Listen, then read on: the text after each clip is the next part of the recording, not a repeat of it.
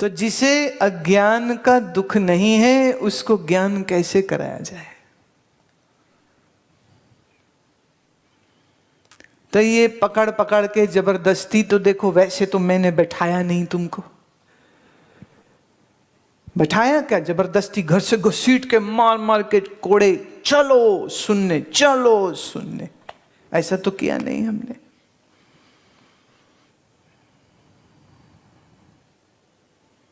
तो आपकी बुद्धि में ये विचार उठा कि जानना है, समझना है।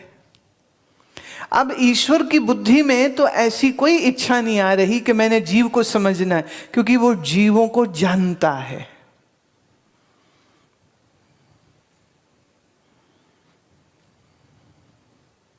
पर जीव कहता है मैं नहीं जानता हूं। तो अब वेदांत ये कह रहा है कि बेटा तुम जिसको जानना चाह रहे हो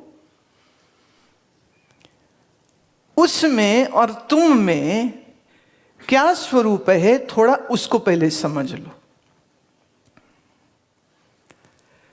भाग त्याग लक्षणा वृत्ति के द्वारा तत्वमसि का बोध किया जा सकता है। उसमें हम क्या करेंगे, जो समानता का भाग है वो ले लेंगे, जो असमानता का भाग है वो हम छोड़ देंगे। तो इसमें हम क्या छोड़ेंगे, ईश्वर की माया छोड़ देंगे और जीव का अंतःकरण छोड़ देंगे। ये मुसीबत इसी की है और तो किसी की है ही नहीं। ये अंतःकरण ही मुसीबत की जड़ है। स्वरूप तो जस का तस है।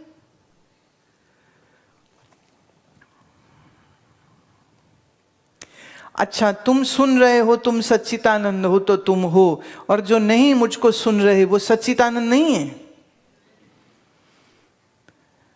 जो कहे आत्मा होती भी नहीं है उनका है या नहीं है सच्चिदानंद, पर वो मूर्खता से इनकार करना चाहते। तो तुम जानो, तुम ना जानो, तुम्हारी बुद्धि समझे, तुम्हारी बुद्धि ना समझे। अब बुद्धि में अज्ञान है कि आत्मा में अज्ञान? एक प्रश्न हम आपको दे रहे हैं, हाथ खड़ा करिएगा, ऐसे पुचर पुचर मत जवाब दीजिएगा। वरिंदर, बुद्धि में अज्ञान है, आत्मा को तो है नहीं। अच्छा तो अब हम ज्ञान किसको करा रहे हैं? तुम्हारे आत्मा को ज्ञान करा रहे हैं कि तुम्हारी बुद्धि में जो बुद्धू है उसको पीट पीट करके तर्क के द्वारा ज्ञान के प्रमाण दे दे करके इस बुद्धि को समझा रहे हैं कि बेवकूफी छोड़ दे?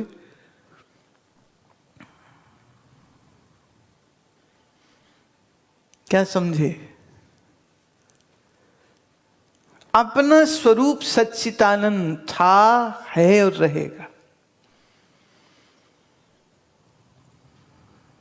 उसमें कोई फर्क नहीं। तो जीव की उपाधि अंतःकरण विद्या, ईश्वर की उपाधि माया, ये उपाधियों के भेद हैं। पर हम उपाधियां छोड़ के जो समानता है जब हम उसको पकड़ते हैं तो पता ये चलता है कि जीव का जीवत्व छोड़ दीजिए, ईश्वर का ईश्वरत्व छोड़ दीजिए। होगा तो ईश्वर अपने घर में, वी डोंट केयर, चेतन चेतन एक ही, चेतन चेतन एक ही। चेतन में दो होते नहीं है, चेतन चेतन एक है, सत सत एक है, सत्य में कोई भेदभाव नहीं। थोड़ा विचार चंद्रोदय स्मरण करिए। भेद होते हैं शरीर के, राइट? सजातीय भेद हैं, विजातीय भेद और स्वगत भेद।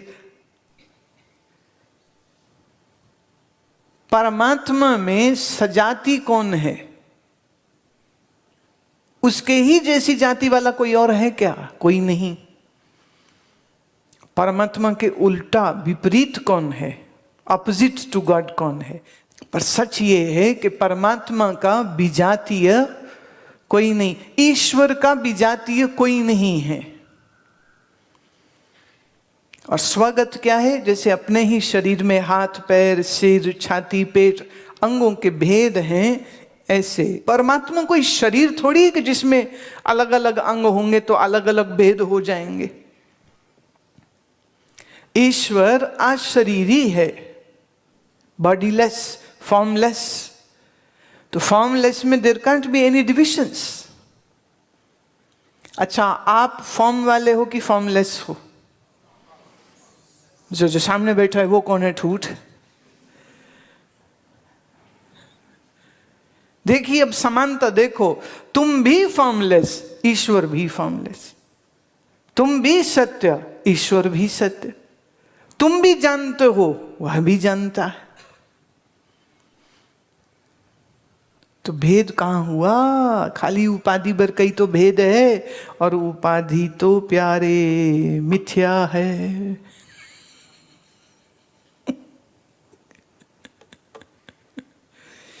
उपाधि तो सच्ची है ही नहीं, क्योंकि हम ये पहले कह चुके हैं, वेदांत कह चुका है, आत्मा और अनात्मा दो दो है।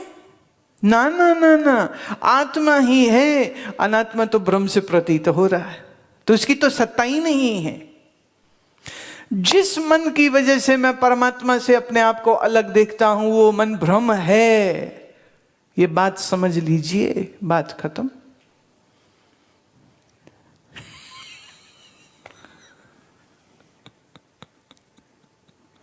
कहना पड़ेगा ना, वाह वाह वाह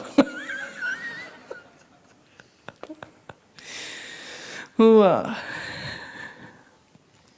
किसी ने मेरे से पूछा मेल में आई थी ये बात, कह रहे कई बार आप सत्संग करते हुए में ये वाह वाह वाह क्या करते रहते हो? यही तो बात मस्त है, हाँ, कि तुम समझते नहीं हो और तुम ज्ञानहीन, तुम इस बात को पकड़ भी नहीं पाते हो। और जो बात हम समझ रहे होते हैं उसमें वाह वाह न निकले तो और क्या निकले। जिसे ज्ञान की रोशनी है वो करे वाह वाह, और जिसके ज्ञान की रोशनी नहीं है वो करे आहा आहा। पीड़ा में ना हाय हाय निकलेगी उनकी। तो मर गए हाय हाय, विक्षेप ही विक्षेप, दुख ही दुख, आवरण ही आवरण, पर्दे ही पर्दे।